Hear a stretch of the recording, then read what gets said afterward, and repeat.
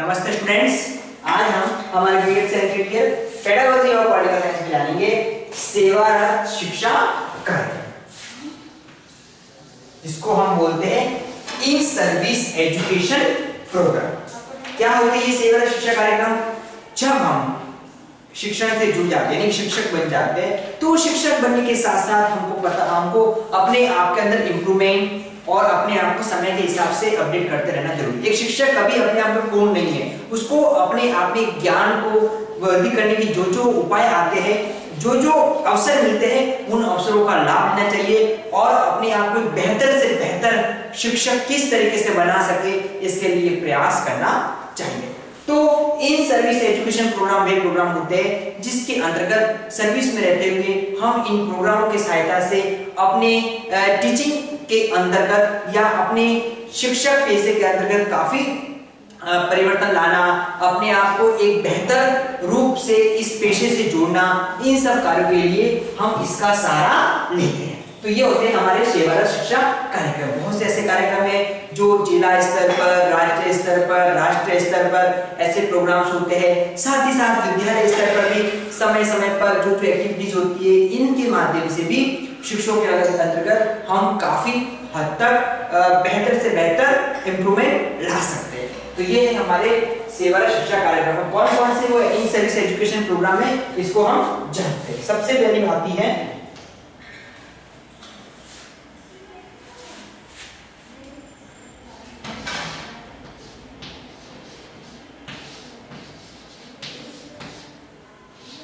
शिक्षा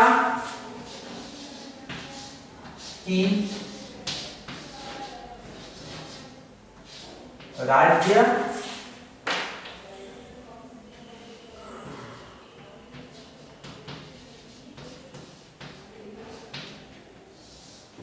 शिक्षा की राज्य संस्था, इसके अंतर्गत सेवारत जो अध्यापक होते हैं, सेवारत जो अध्यापक होते हो,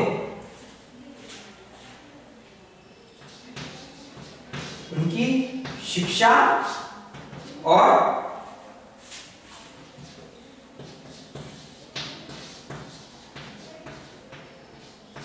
शिक्षक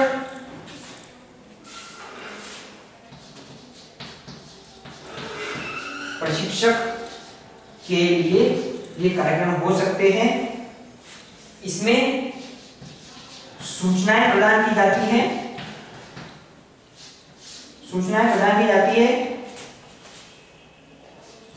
साथ ही प्राथमिक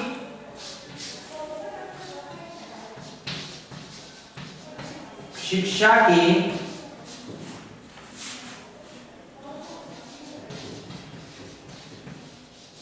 विविध जो भी पक्ष है उनमें बताया जाता है, जिसके अंतर्गत पाठ्यक्रम, शिक्षण विधियां और आप उसके अंदर कैसे इंप्रूवमेंट ला सकते हो, इन सब के बारे में इनके अंतर्गत बताया जाता है। तो शिक्षा की राज्य संस्थाएं सेवारत अध्यापक शिक्षा और शिक्षा प्रशिक्षण के लिए सूचनाएं और प्राइमरी लेवल के एजुकेशन में जो विविध जो भी पक्ष होते हैं, आयाम होते हैं, उन सब के बारे में कि आप अपने प्राइमरी लेवल से आपके अंदर जो पाठ्यक्रम होता है, विधियां है, इनमें किस तरीके से क्या कर सकते हो, इन सब के बारे में इसके माध्यम से बताया जाता है। सेकेंड आ जाता है इसमें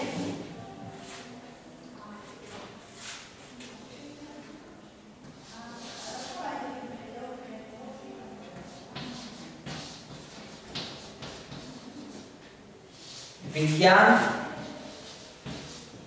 की राज्य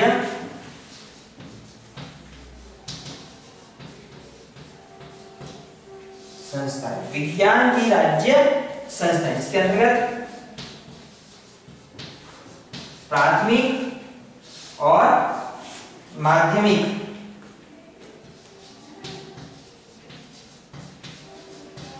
प्राथमिक और माध्यमिक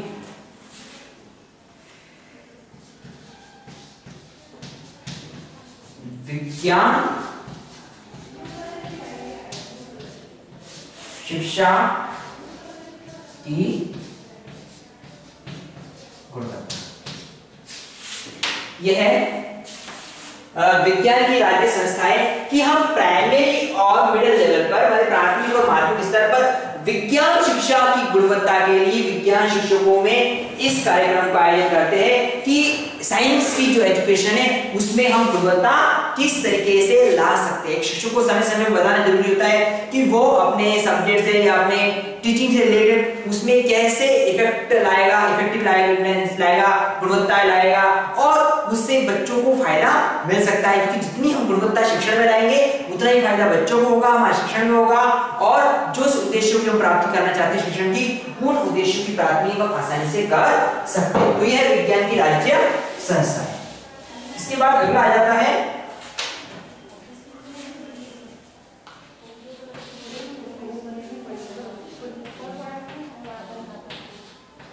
अंग्रेजी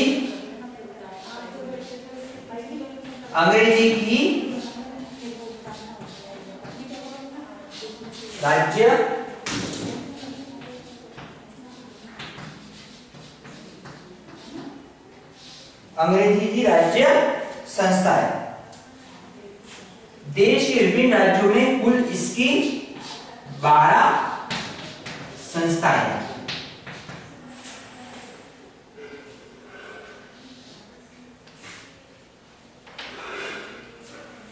अंग्रेजी राज्य संस्था है। देश के कुल इसमें 12 राज्य संस्था है जो देश के विभिन्न हैदराबाद वगैरह ऐसे शहरों में इस तरह की संस्था है कि अंग्रेजी की गुणवत्ताओं को लाने के लिए इस अंग्रेजी की राज्य संस्थाओं का एक इन सर्विस एजुकेशन प्रोग्राम में आता है। विज्ञान और अंग्रेजी को हमने जाना। अब आता है अगला विज्ञान सेवा विभाग, विस्तार सेवा विभाग। विस्तार सेवा विभाग, विस्तार सेवा विभाग।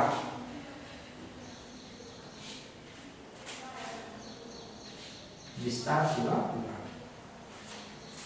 देश के अंदर जो विद्यालय होते हैं, शिक्षा प्रशिक्षण महाविद्यालय होते हैं, ट्रेनिंग कॉलेजेस होते हैं, उसके अंतर्गत जो एक्सपर्ट्स होते हैं, विशेषज्ञ होते हैं, विद्वान होते हैं, उनके भाषणों की व्यवस्था यानी उनके विचारों को बच्चों तक किस तरीके से पहुंचाना, टीचर्स उसका किस तरीके से फायदा लेते हैं। जैसे कि विद्यालय स्तर पर और महाविद्यालय अपने टीचर्स ट्रेनिंग कॉलेजों में जो टीचर्स बन रहे हैं आने वाले फ्यूचर के समय में, उनके लिए हम इस तरह के कार्यक्रम का आयोजन कर सकते हैं जिसमें विभिन्न विद्वानों के विचारों भाषणों को प्रदान करके उनको अच्छी एजुकेशन प्रदान, मतलब उनको अच्छा सा एक नॉलेज एजुकेशन प्रदान करवा सकते हैं।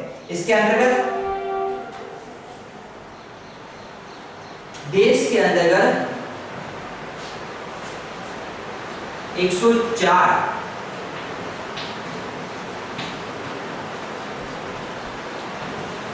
महाविद्यालय, देश के अंदर 104 महाविद्यालयों में इस तरह के प्रसार सभा केंद्र खोले गए हैं। इसका जो मेन उद्देश्य है कि अध्यापकों में कैसे हम नवीनीकरण लाए, अध्यापकों में नवीनीकरण लाए यानी कि अध्यापकों में इंप्रूवमेंट किस तरीके से लाए, इस कार्यक्रम के अंतर्गत आता है। गोष्ठी यानी कि सेमिनार, डिबेट, इस तरह की एक्टिविटीज हम इस विस्तार सेवा कार्यक्रम के माध्यम से करवा सकते हैं। तो यह है 4 संस्थाएं पढ़ी, शिक्षा की राज्य संस्था है, विज्ञान की राज्य संस्था है, अंग्रेजी राज्य संस्था और विस्तार सेवा विभाग। अब आगे हम कंटिन्यू करते हैं, जो और कार्यक्रम चलते हैं। जो नेक्स्ट जो प्रोग्राम से इसमें आता है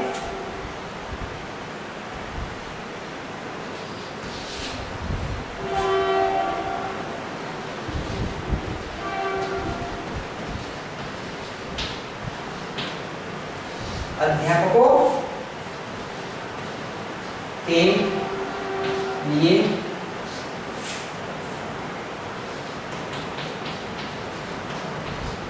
पत्राचार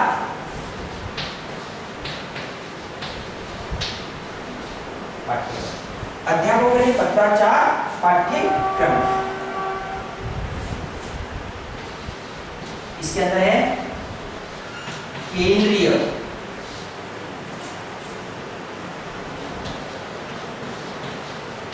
शिक्षा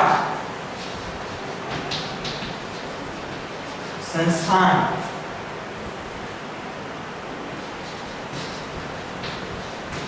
दिल्ली द्वारा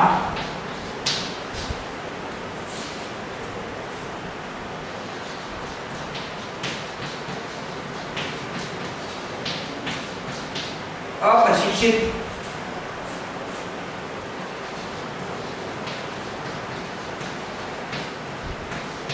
अध्यापकों को पत्राचार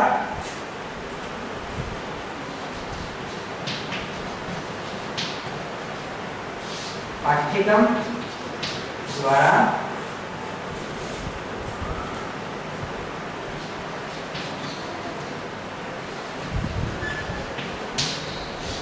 प्रशिक्षण की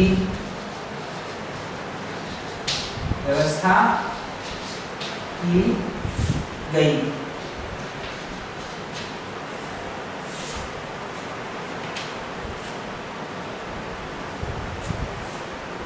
केंद्रीय शिक्षण संस्थान दिल्ली द्वारा अप्रशिक्षित अध्यापकों के लिए सबसे पहले जो पत्राचार पाठ्यक्रम द्वारा प्रशिक्षण की व्यवस्था की गई, जिसके अंतर्गत पत्राचार पाठ्यक्रमों में बीएड और एमएड जो हम सभी करते हैं, जो बीएड है और इसके बाद जो होता है हायर एजुकेशन में आ जाता है एमएड। इस तरह के जो पत्राचार पाठ्यक्रम है, इन पत्राचार पाठ्यक्रमों की व्यवस्था की गई। 1972 में ये बात आती है कि विश्वविद्यालय ने एमएड जो पाठ्यक्रम है, MEd master of education degree MEd, इस पे तो रोक लगा दी, लेकिन बीएड जो पाठ्यक्रम है इसको निरंतर चलने दिया जाने लगा। तो ये पत्राचार पाठ्यक्रम, इसमें अध्यापकों के लिए दिल्ली के अंतर्गत केंद्रीय शिक्षण संस्थान ने इस पाठ्यक्रम की व्यवस्था की थी। तो जिसमें बीएड एमएड तो हमको पता ही है कि हमारे प्रशिक्षण के संदर्भ में होता है कि एक टीचर को कैसे ट्रेन करना है, उसको कैसे एक आदर्श शिक्षक के रूप में तैयार करना है, टीचिंग स्किल सिखाना है, टीचिंग के सारे नॉर्म सिखाने हैं। तो इससे हम बीएड लेवल से सिखा सकते हैं और एमएड लेवल से उसको हायर एजुकेशन के लिए हम तैयार कर सकते हैं। तो ये है अध्यापकों के पत्राचार पाठ्यक्रम।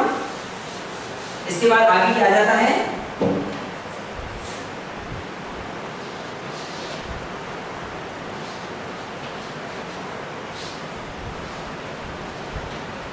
एमएड का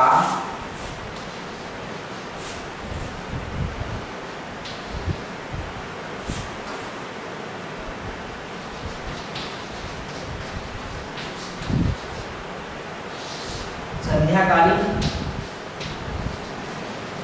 पाठ्यक्रम, एमएड का संध्याकालीन पाठ्यक्रम। जैसा कि नाम से ही पता चल रहा है कि संध्याकालीन, यानी कि जैसे मान लीजिए कोई किसी ने बीएड करके टीचर्स बन गया, लेकिन वो जब एमएड करना चाहता है तो उसको तो अब वो तो सर्विस में, लेकिन वो एमएड वैसे नहीं कर सकता, इसलिए संध्याकालीन यानी कि स्कूल के अलावा जब संध्या टाइम में जब टीचर्स फ्री हो तो वो इस एमएड के संध्याकालीन पाठ्यक्रम के माध्यम से अपने टीचिंग में, अपने पेशे में अच्छा सा इंप्रूवमेंट ला सकता है और एमएड के माध्यम से एक बेहतर शिक्षक बन सकता है।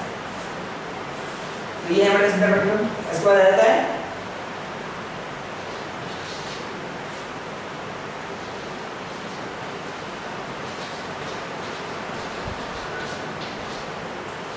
अध्यापकों के लिए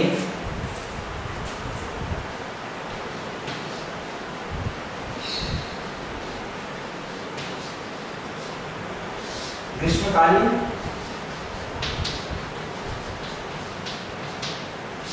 संस्था, अध्यापकों के लिए ग्रीष्मकालीन संस्था है, इसके अंतर्गत जो हमारी यूजीसी है, यूनिवर्सिटी ग्रांट्स कमीशन, यूजीसी ने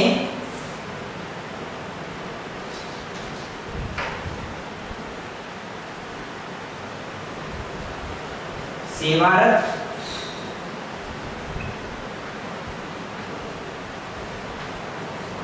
अध्यापकों के लिए, सेवारत अध्यापकों के लिए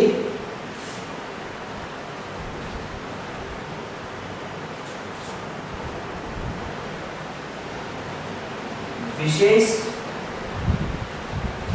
रूप से विज्ञान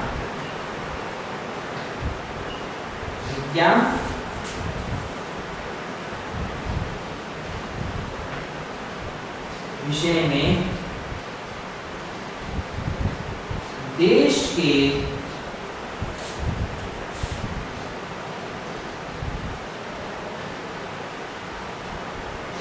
विभिन्न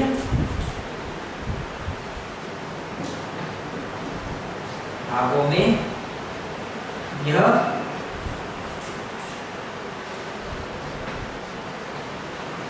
कार्यक्रम चलाया।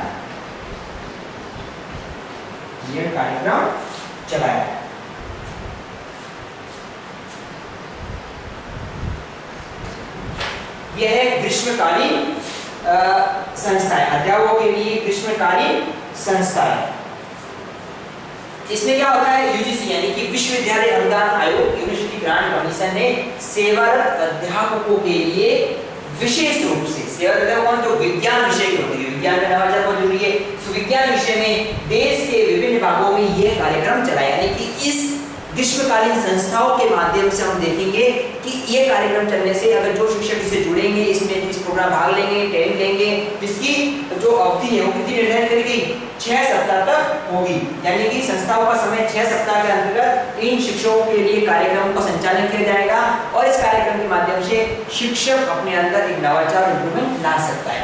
तो इस तरीके की संस्थाओं, इस तरह के कार्यक्रमों को भी यूजीसी ने एक चलाया है। अगला है इसमें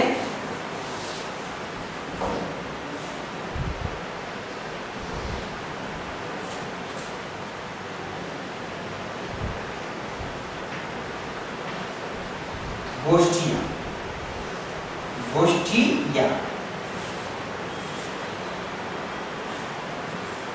गोष्ठियां क्या होती है, जिसको हम सेमिनार्स भी बोलते हैं, और वर्तमान समय में सेमिनार का जो रूप है किसने ले लिया है, वेबिनार ने ले लिया। तो सेमिनार के अंतर्गत विभिन्न जो शिक्षक होते हैं, विद्वान होते हैं, वहां पर अपनी बातों को रखते हैं। गोष्ठियों के लिए पहले से कुछ टॉपिक्स डिसाइड किए जाते हैं, उन टॉपिक्स को, उस मुद्दों पर वार्तालाप होता है, मतलब डिस्कशन होता है, और एक तरीके से हर टीचर्स या जो उससे जुड़े हुए होते वे अपनी बातों को रखते हैं। इस तरह के जो गवर्नमेंट प्रोग्राम इसकी लगभग 6 सप्ताह की लगभग होती है, जिसके अंतर्गत जब किसी जैसे समय और परिस्थिति के हिसाब से जो मुद्दे होते हैं, उन मुद्दों या घटनाओं या उन जानकारियों के ऊपर एक तरह से पैनल बैठते हैं और अपने इस गोष्ठी और सेमिनारों में अपने बातें रखते हैं, ताकि जो इस कार्यक्रम और प्रोग्राम से जुड़ेंगे वो उस मुद्दों को जानेंगे, समझेंगे और वो मुद्दा हमारे लिए कितना जरूरी है, उससे हमको कितना इम्प्रूवमेंट या फायदे की जरूरत है, इन सब बातों को टीचर्स जान सकेंगे। जैसे कि मान लीजिए अब गोष्ठियों के संदर्भ में बात कर रहा हूँ, जो वर्तमान में जो हमारे नई एजुकेशन पॉलिसी आई है एनईपी 2020, तो इस एनईपी 2020 अगर इसमें कोई गोष्ठी या सेमिनार वेबिनार्स होते हैं तो एनईपी 2020 के संदर्भ में जो भी इसकी गाइडलाइन से, जो भी इस एनईपी 2020 के नॉर्म से इस पर डिस्कस हो सकता है, इसकी बातें बताई जा सकती है। तो इस गोष्ठियों के माध्यम से हम इस एनईपी 2020 के जो ढांचा स्ट्रक्चर है इसको अच्छे से जानेंगे और समझेंगे। अगला है इसमें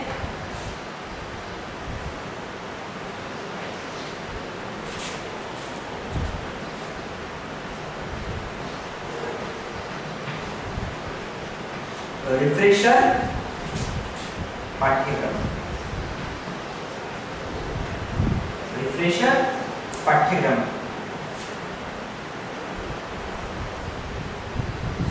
कि रिफ्रेशर पाठ्यक्रम कि नए विषयों के माध्यम से, यानी कि टीचर्स के अंतर्गत रिफ्रेशर यानी कि रिफ्रेश करना, उनको एक तरह से बदलाव, चेंजेस लाना, कि नए विषयों के माध्यम से हम टीचर्स के अंतर्गत नए विचारों को किस तरीके से उत्पन्न कर सकते हैं। एक शिक्षक का अपना अलग विषय होता है, वो उस विषय से जुड़ा होता है, लेकिन उसको कुछ एक्स्ट्रा कुछ बताने के लिए, उसमें इंप्रूवमेंट लाने के लिए हम इस रिफ्रेशर पाठ्यक्रम के माध्यम से ऐसे विषयों को जोड़ेंगे जिससे उसके अंतर्गत नए विचारों का उद्भव होगा, उत्पन्न होगा, और उसके अंदर हम कह सकते हैं कि एक स्किल का डेवलपमेंट होगा। ये रिफ्रेशर पाठ्यक्रम से।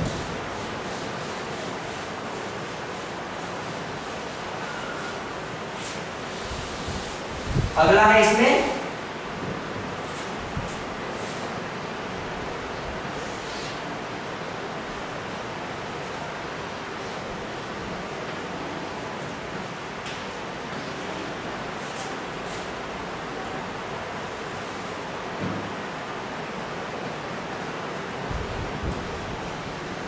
व्यावसायिक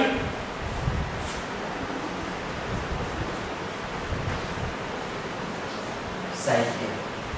व्यावसायिक साहित्य क्या है? व्यावसायिक साहित्य इसको पढ़ते हैं हम। जो सेवारत अध्यापक होते हैं, सेवारत अध्यापक होते हैं, इनका जो विकास है, विकास कैसे होगा?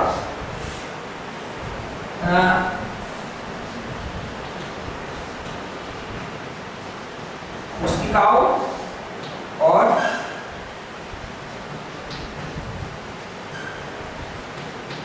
पत्रिकाओं की सहायता से व्यावसायिक अध्यापक। इस कार्यक्रम के अंतर्गत सेवारत अध्यापकों को छोटी छोटी पुस्तिकाएं पत्रिकाओं के माध्यम से साहित्य उत्पन्न करवा, मतलब साहित्य प्रदान करवा के, साहित्य में लिटरेचर जो पुस्तिकाएं हो सकती है, पत्रिका हो सकती है छोटी छोटी, इनको पढ़ने के माध्यम से, इनको समझने के माध्यम से टीचर्स अपने अंदर काफी सीख सकता है, उससे कुछ बातों जान सकता है और अपनी टीचिंग स्किल को एक बेहतर बना सकता है इस व्यावसायिक साहित्य के अध्ययन के माध्यम से। तो ये भी सेवा शिक्षा कार्यक्रम के अंदर आता है। इसका अगला है अपना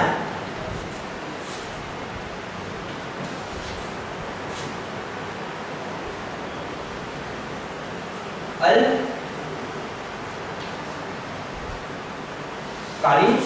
पाठ्यक्रम।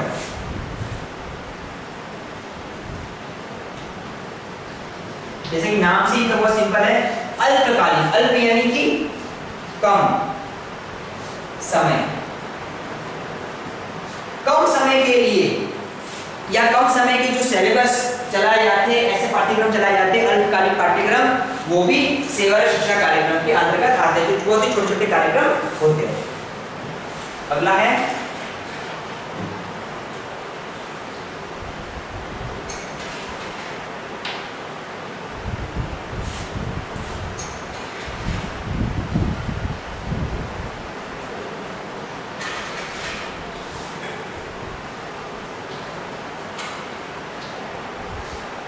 दूरगामी शिक्षा।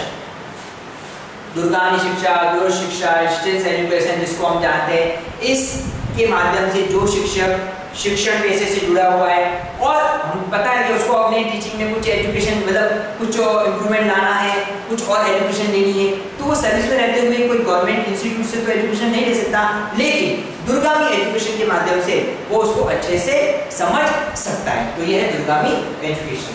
अगला आता है इसमें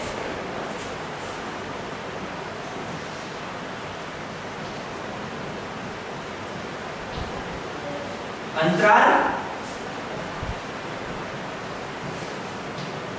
पाठ्यक्रम।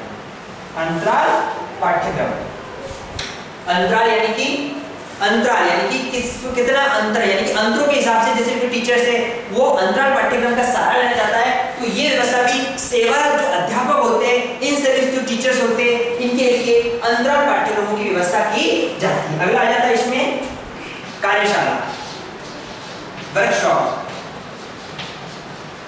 ये भी टीचर्स के लिए बहुत जरूरी है कि कार्यशाला है और जो वर्कशॉप होती है, ये वर्कशॉप टीचर्स के लिए, अगर इसमें कुछ होता है तो कुछ, जैसे मान ली एनईपी 2020 के संदर्भ में एक वर्कशॉप हुआ, तो उस वर्कशॉप में कुछ असाइनमेंट हो सकता है, कुछ एक्टिविटीज हो सकती है, उन एक्टिविटीज असाइनमेंटों के माध्यम से टीचर्स उससे काफी सीखेगा और वो अपने अंदर इंप्रूवमेंट लाएगा।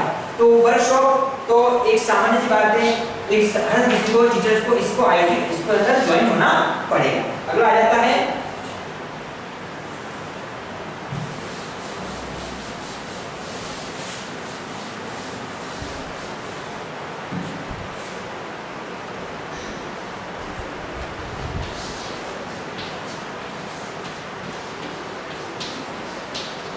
प्रयोगात्मक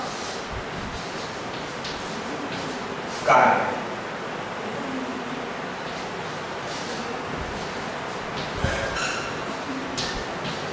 शैक्षिक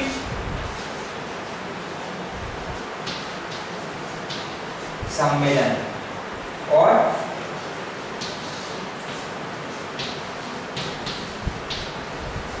प्रकाशन।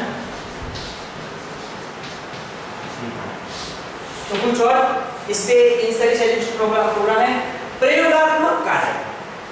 प्रयोगात्मक यानी कि कुछ प्रैक्टिकली को वर्क्स हो सकते हैं जिसमें टीचर्स इसके अंदर शामिल होकर प्रयोगात्मक कार्य में शामिल होकर अपने को काफी कुछ सीखने और सिखाने के अंदर इम्प्रूवमेंट ला सकते हैं। शैक्षिक सम्मेलन, ये तो हम सभी जानते हैं शैक्षिक सम्मेलन क्या होते हैं कि टीचर्स के लिए हर साल में शैक्षिक सम्मेलन होते हैं जहां पर विभिन्न क्षेत्रों से आए शिक्षकों का एक मेला आयोजन समिति समारोह होता है जिसमें इन सम्मेलनों के माध्यम से टीचर्स को काफी कुछ सीखने और जानने को मिलता है। प्रकाशन विभाग, अध्यापक प्रशिक्षण महाविद्यालय या कुछ ट्रेनिंग कॉलेजेस हो सकते हैं जिसमें अंतर्गत प्रकाशन विभाग होना चाहिए जिसके अंदर देखेंगे कि जो टीचर्स होते हैं उनके कुछ लेख वगैरह या कुछ आर्टिकल्स वगैरह हो तो उसको जान सके और समझ सके। तो ये हमने जाना कि हमारे जो सेवा शिक्षा कार्यक्रम ये क्या है और इन सर्विस एजुकेशन प्रोग्राम के अंतर्गत ये कार्यक्रम कितना फायदेमंद रहता है। अब इसी के संदर्भ में आप लोगों का असाइनमेंट है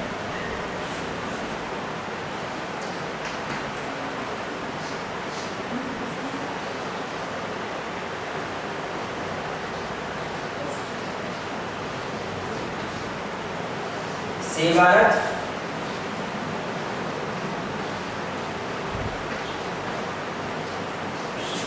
शिक्षा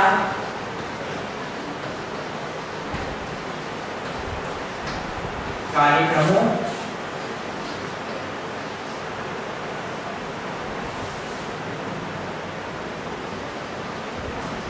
से आप क्या समझते हैं?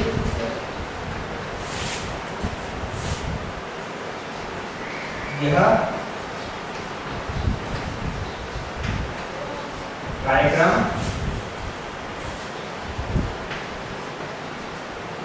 कौन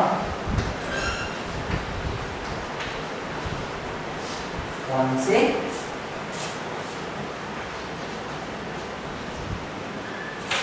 सेवारत शिक्षा कार्यक्रम कौन से हैं यानी कि इसके बारे में बताना है। सहसा सेवारत शिक्षा कार्यक्रम से आप क्या समझते हैं इसके बारे में आपको अपना असाइनमेंट करना है।